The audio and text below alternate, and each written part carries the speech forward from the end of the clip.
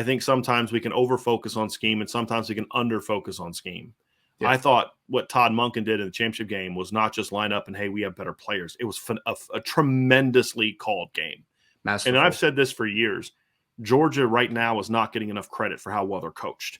Alabama, back when they were on their run, never got enough credit for how well they were coached, which is why a lot of Alabama players don't go to the NFL and are they're not stars. Alabama doesn't produce a ton of NFL stars.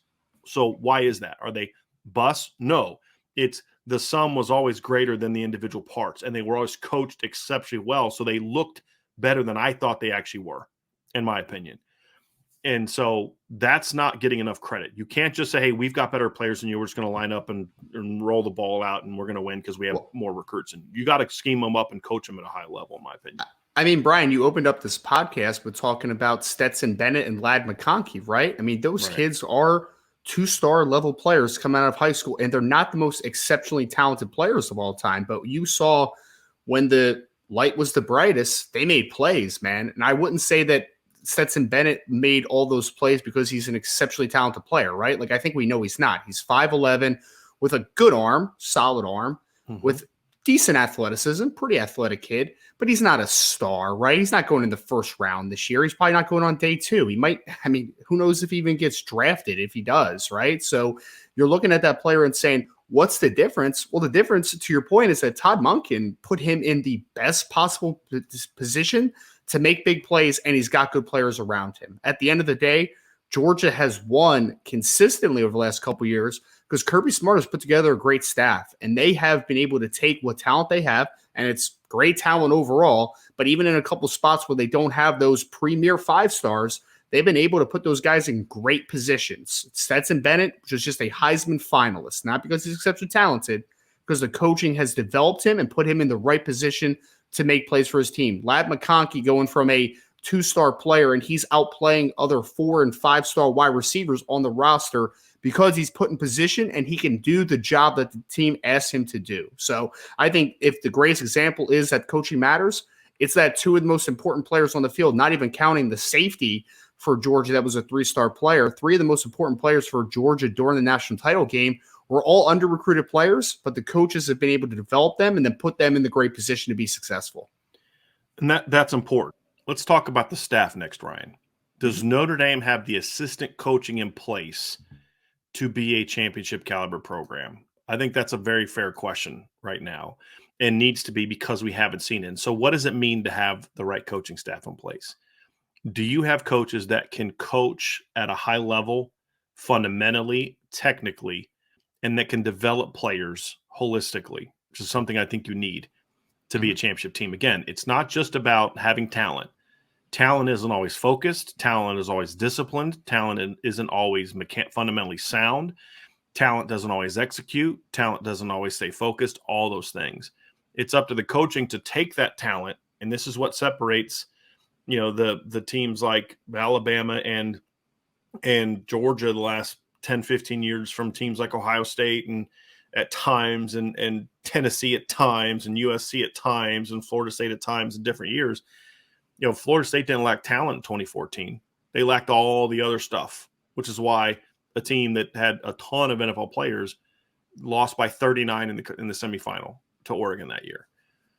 So you look at it and say, okay, can they do that? Can they recruit at a high level? I think those are the 2 things that are key to this point. And so I think when I look at it, Ryan, and we'll talk about each position coach as we kind of get through each position, but generally speaking, I think you have one of the best offensive line coaches in the business. That is so incredibly important anywhere, but especially at Notre Dame, because you can't just go out talent people, because talent will get you to a certain level. I mean, it can. And we saw this with Clemson where, there were years where they had great talent on the skill, which was kind of able to overcome the fact they didn't have great talent along the line. But when Clemson was winning titles, their offensive line was at least fundamentally sound. They didn't make mistakes. They just, hey, look, just do your job and let the talent take over. I don't think Notre Dame's ever going to be to the point, in my view, or can assume they're going to be to the point where they can do that.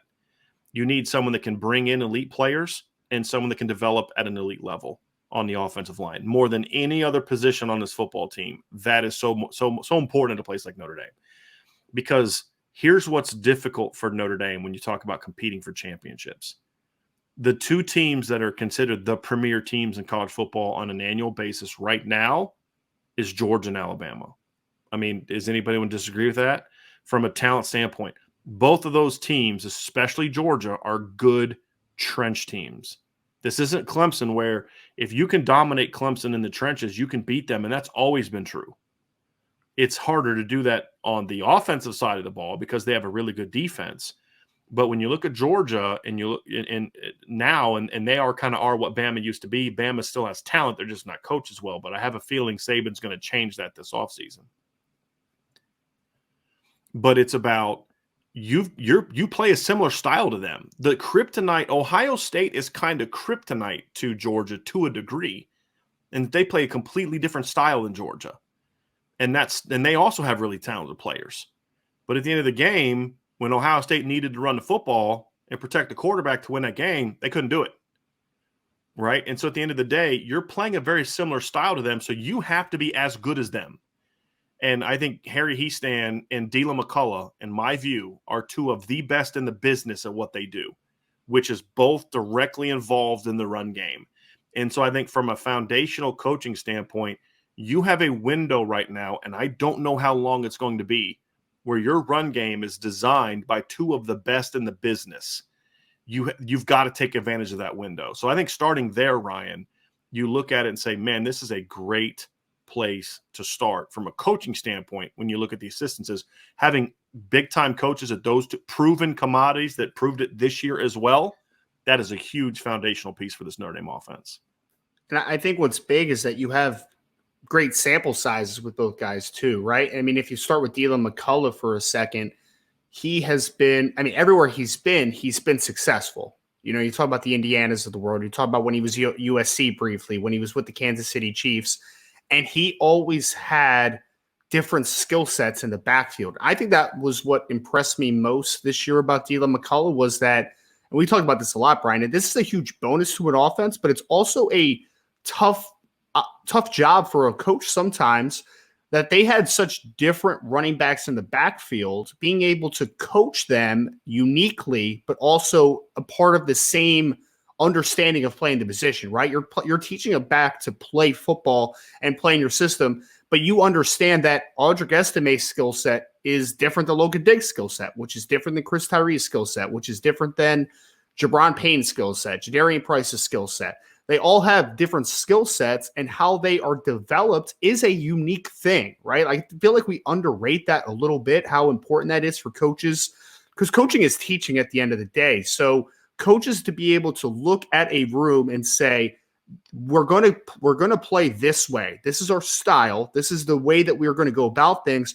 But also, I can't quite teach Audric Estime to maybe do the same thing, the same as I teach Logan Diggs to do it, because the approach is going to have to be different because they're different players with different styles, different body types, and different approaches to the game. So I think Dylan McCullough has shown that, talking about the Ronald Joneses of the world at USC, the Tevin Colemans at Indiana, the Jordan Howards, right. The Darrell Williams Darrell Williams when he was with the Kansas City Chiefs. He's had guys of all shapes and sizes, all skill sets, and that's what I take in a good coach, man, is to be able to take players that have completely different styles. Edwards-Helaire for a year too, right? Wasn't he there exactly. in 2020? I believe so, yeah. 2020, yeah. Yep. So you've had guys of all different skill sets and been able to make them successful for what you needed. And I think that balancing act is a very big part of coaching.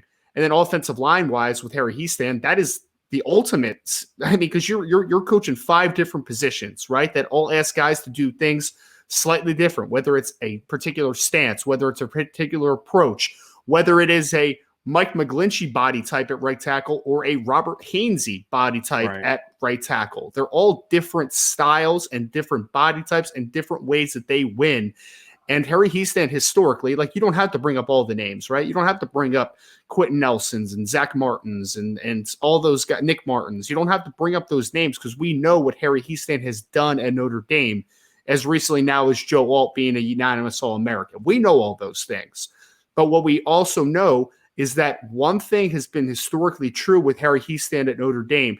he is going to find talent, acquire the talent, and he's going to develop it to about as high as the upside as they possibly have. So combining those two coaches together, feel very, very strong about what the future of the run game is. And that accentuates not only as far as just running inside zone, running duo, also with pass protection responsibilities, with working out of the backfield, in pass protection. Those things, that is a baseline. That is a foundational piece that Notre Dame needs to be successful. And like you said, I think you said it perfectly, you have two fantastic coaches that are helping to design your running game and to really be able to create a foundation. And the foundation you saw in year one, I thought was spectacular. And it's only going to get better. It's only going to get brighter.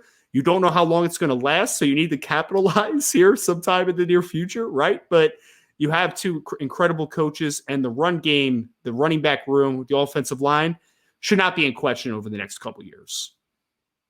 I think that if you want to find out, to me, how good of a coach Dylan McCullough is, it's look at Logan Diggs. Because when we watched him against Marshall and against Ohio State, this was a kid that his shoulder injury was in his head.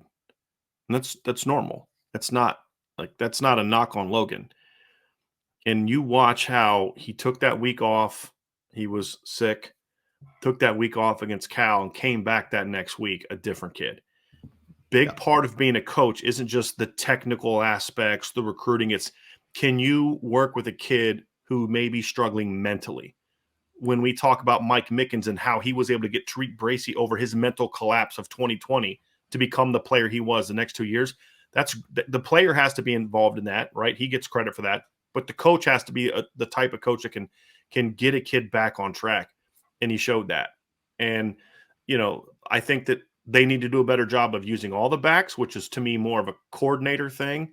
But whenever the backs were given opportunities to play in ways that fit their skills, they all produced. Chris Tyree was very productive when put in position to do things that his skill set is good at. We saw that against Cal. We saw that against North Carolina. We saw that against Clemson. And we even saw that in the bowl game to a degree. And so, to me, that's the mark of a good coach. Now, let's look at the other positions. Jared Parker, to me, is still a little bit of a TBD to a degree, because you're kind of like coach and recruiter, you don't know yet. Exactly. Recruiter completely, because it's not his fault. He's off to a good start recruiting. You got Jack Larson, who's a top 150 guy in my view in that class. You've got a couple other really good tight ends on the board that are visiting soon or have visited, and Carter Nelson and the kid from Georgia that's going to be on campus this weekend for junior Walter day. Matthews, yeah. Mm-hmm. And then you look at, look, how much credit can we give Jared Parker for Mike Mayer being a dominant pass catcher when he was a dominant pass catcher before he got here? So what do you look for, Ryan? You look at, okay, number one, how did he do with the depth at the position, number one? And then number two, did Michael Mayer get better in any way? And I'm going to speak to two things on that. I'm going to begin with Mayer. Number one, if you break down Michael Mayer's film as a route runner, he was much sharper this year than he was last year. That is something that from Michael Mayer's own mouth, he said that Jared Parker was on him about the minute he got here. Hey, look, we're going to make you better. And for a first-year coach to look at his star in the face, who's a dude and who towers over him and says, no, what you did last year. And Mayer even said this, he said at one point, he's like, dang, coach, I thought I was pretty good last year. And then he's like, but that's what I want. I want to be pushed. And there's a lot of coaches that don't have the stones to look a guy like Michael Mayer in the face as a first-year coach and say, what you did last year, not good enough. We're going to make you better. The other part of that is, look how much better Michael Mayer's blocking got over the course of the year. Now, anytime we give a coach credit, the player has to be part of that conversation as well. So we've given tons of credit to Michael Mayer for being willing to do that, because you can't coach an unwilling player. You can't coach an uncoachable player. You can't. So kudos to Michael Mayer for saying, hey, I want to get better. But even more, just as much kudos to Jared Parker for saying, I don't care who you were last year, that you're a projected first-round pick. I'm going to make you better. And you need to buy into what your role is on this football team. And he did that, and Jared Parker pushed him. So I think he gets credit for that. And then the other part, Ryan, is they had a lot of injuries this year at tight end, and they still were able to get good play from whoever they put in the game. Mitchell Evans missed half the year. You had Kane Barong was out half the year. Holden Stace was a true freshman. Eli Raritan was a true freshman coming off of an injury. And the 12 package worked no matter who they kind of put in there. The blocking wasn't always great, but a lot of times it was because Mitchell Evans is a sophomore who was a converted quarterback. He's just not physically there yet. But technically, I think he was there. This kid needs some weight room time. And so, you look at next year in 2024, I think Mitchell Evans is going to make a big jump as a player because he's going to be physically more ready to compete. Yes. Where Michael Mayer walked in ready to physically compete the minute he got on campus. It's unreal, man. It's unreal. I've seen pictures of him at Covington Catholic. I'm just like, that was a grown man in high school. It's just insane. Right. So you can't, so that's kind of, I look at Jared Parker, say there's a little bit of TBD here. And I think we're going to learn a lot more about him in 2023 when he has to coach up the dudes that aren't Michael Mayer. But I think based on what we can evaluate, I like what I've seen from him, Ryan, and what we've done so far and what he was able to get from the tight ends from a technical standpoint. So I'm encouraged by what he brings to the table. Yeah, I mean, Brian, you said it perfectly to kick it off, right? He could have rested on his merits and kind of sat back and been like, I'm going to look like a good coach because Michael Mayer is that dude this year. He could have done that. And if we're being completely transparent, he could have done that. Let me work on the young kids. Yeah, exactly. He could have just been like, Michael, you're great. You're going to end your career as one of the best to ever do this at this university. I don't need to work with you. You're already a pro. You're already a first-round pick. Michael Mayer got better this year, which tells me, yes, Michael Mayer had I think someone in the chat said unreal mentality. And I agree. Yes. The kid is a worker. There's no doubt. And he is an ultimate professional in that regard. And hats off to Michael Mayer for having that within him and say, I'm really good, but I'm not good enough. I could still be better. And he took that upon himself and he worked every day. Michael Mayer deserves all the credit. But in order for him to do that, he also needs someone to push him. And I believe that Jared Parker did that this year. I think that he had real conversations with, real conversations with Michael Mayer about, hey, man, you're great, but you could still be better. You could still get there. And they worked every single day. I mean, I saw it live in a practice where they stayed a good 20, 30 minutes after the practice, just working on blocking techniques, just working on getting off of press techniques, doing those types of little work that made him so much better. And then, Brian, I mean, we talked about leading up to the bowl game, right? Mitchell Evans had 0 catches this season going into that bowl game. And one play was a well-designed play off of a tight end leak. I mean, sure. But Mitchell Evans stepped up to the plate, and he made some plays in that football game. But I'll say, I'll see he was wide open, and anyone could have caught that, and take you back to the first quarter when he did a great job. You remember the play I'm talking about, Ryan? I don't remember where the ball went, but he threw it to the left. It was out of bounds to the left. But he ran a perfect seam route where he kind of stayed on a nice path, quickly got around the backer, and then got back on his path. Perfect execution, and he was open. I mean, if Tyler Buckner goes to Mitchell Evans there, which is where I think he should have gone based on where the safety came, I think he should have come back to the backside seam. Mm-hmm. He's open over the top for a touchdown, a 50-plus yard, like about a 50-yard touchdown. So, I mean, to your point, it's not always the balls you catch. It's what do you do on the balls that you don't catch. Another example on the pass where Tyler missed Deion Colsey in the end zone. Now, that was the right read and the right throw. I was fine with that throw. Just make it, right? But you had Mitchell Evans coming open on a crossing route where he did a really nice job of stepping on the toes of the linebackers to keep them from getting underneath Deion, but then clearing them quickly and getting open on that play as well. So there were plenty of opportunities where a tight end-centric offense where they were focused on the tight ends like they were Mayer, he gets more balls. Like if Michael Mayer would have ran that seam route, they'd have looked for him and thrown a touchdown. And Michael Mayer wasn't any more open than what Mitchell Evans was on that play, to your point. So, yes, he made some plays, but there were other opportunities for him to make some plays too. That 3rd and 15 play, he sold that delay really well, found that open spot, settled down into it perfectly, made the catch. But when he caught the ball, he didn't have first down yardage yet. He had to make a play to get the first down. That was a big part of the game because that led to their first touchdown. Imagine if they don't score on that drive, Ryan. This is 21-0 at the end of the first quarter? Yeah. I don't know if Notre Dame can come back from that one, mentally, much less practically speaking. So you saw that production and you say, okay, good start in my opinion. Now let's see. Now we're really going to see what you're made of this year because in fairness, you also have to give Michael Mayer, like here's the thing about, Michael Mayer and what he did. It's one thing for him to be coachable, but not all coaches are willing to coach him. and challenge him the way that Jared Parker did. Props to him. Exactly. But it's also a lot easier to coach those young guys when you have that example right there in front of you.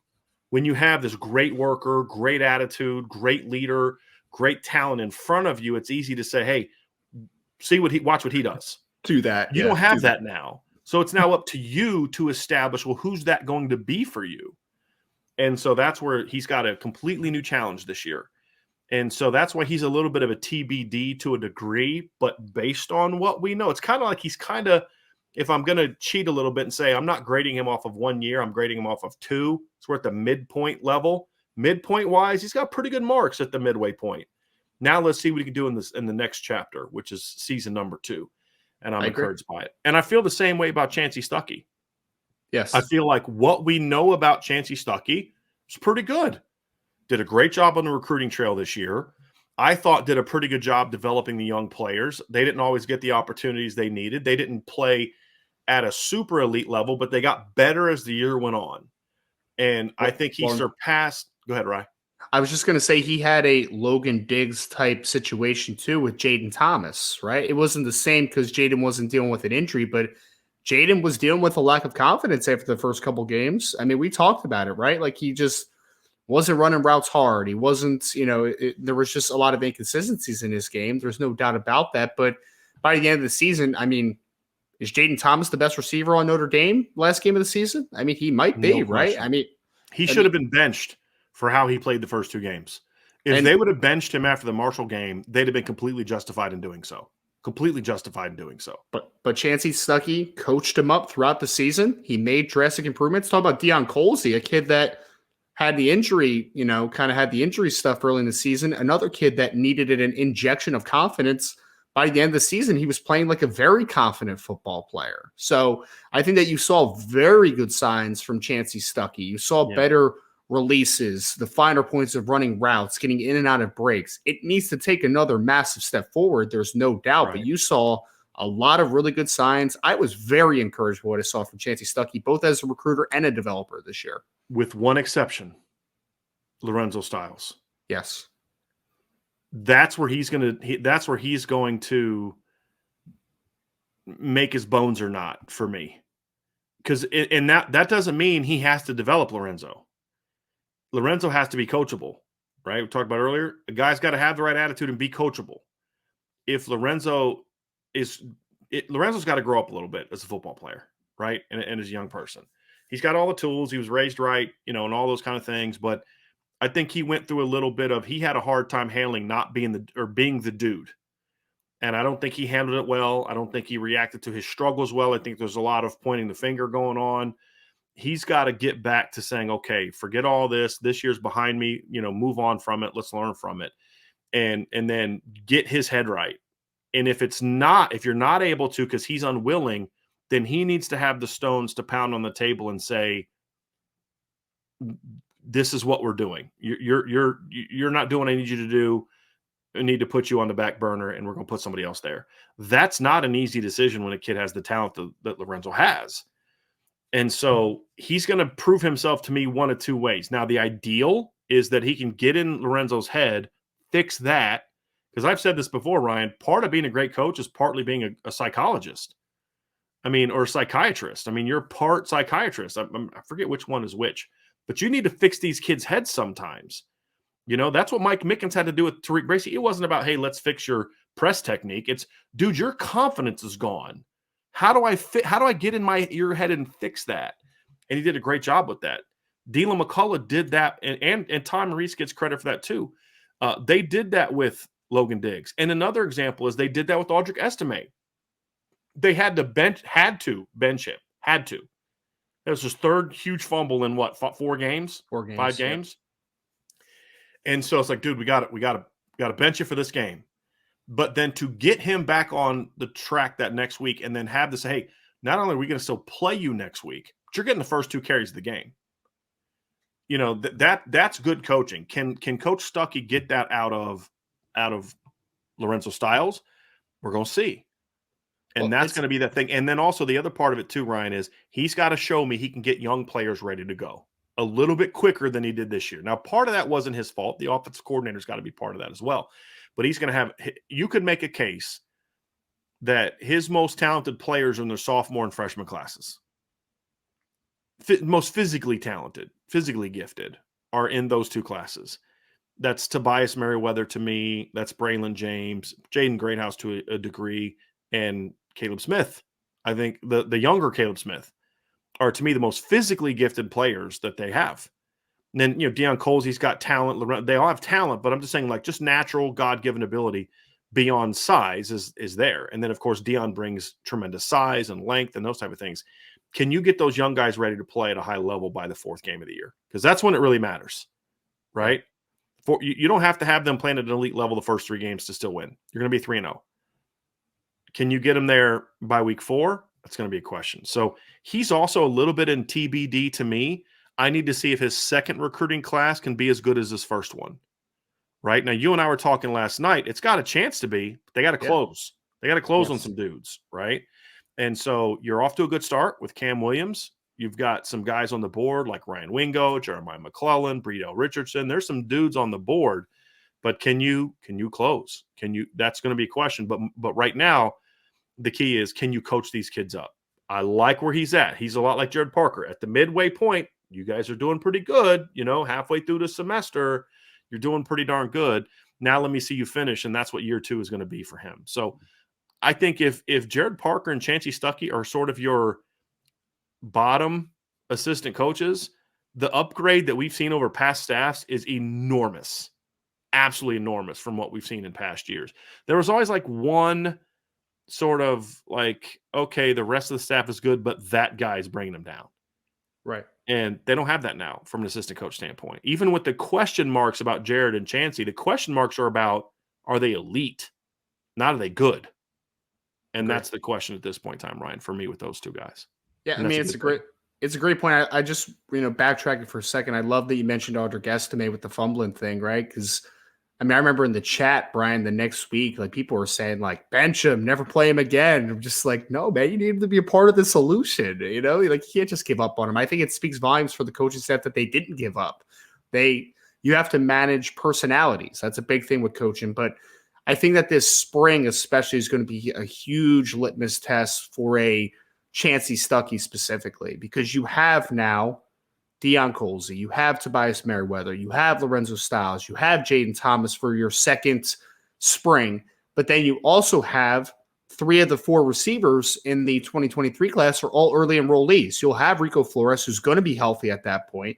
You're going to have Jaden Greathouse, who's going to be healthy at that point. You're going to have Braylon James. You have 3 guys coming in for the 2023 class that are going to be healthy and ready to go, on top of the improvement that you saw for the most part in the rest of the wide receiver room. So coming out of the spring into the summer, into the fall, I think that you could potentially see a maturation from the younger, or the players coming back, the Deion Colseys, the world, the Tobias Merriweathers. And then also you have, because last year, Notre Dame didn't have a single receiver that was an early enrollee, because Tobias was the only player in the class, and he was not an early enrollee. He was a June enrollee. So now you have 3 more players that are going to be injected into this coaching, into this room, on top of Caleb Smith as a grad transfer coming in the spring as well. Or I guess he's enrolling here soon. Yes. So you have 4 new guys to the room, on top of the solid play and the improvements you saw from the room that's already coming back. So, yeah, I agree with you. Next year is going to be a huge data point for just determining how good Chancey Stuckey can be, because you have a lot of talent. The depth in the wide receiver room just went from very scarce to pretty deep in one offseason. Like, you just got 4 guys. Well, actually, you're going to have 5 new players into that room, and you're starting to get a lot of depth, maybe more potentially. So Chancey Stuckey is going to have a lot of talent to work with.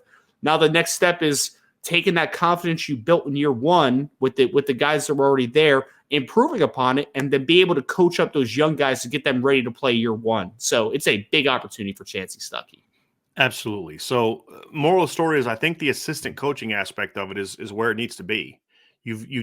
It's kind of funny, Marcus Freeman being a defensive head coach. I think so far the returns on the offensive hires have been much better than what we've seen from the defensive hires so far.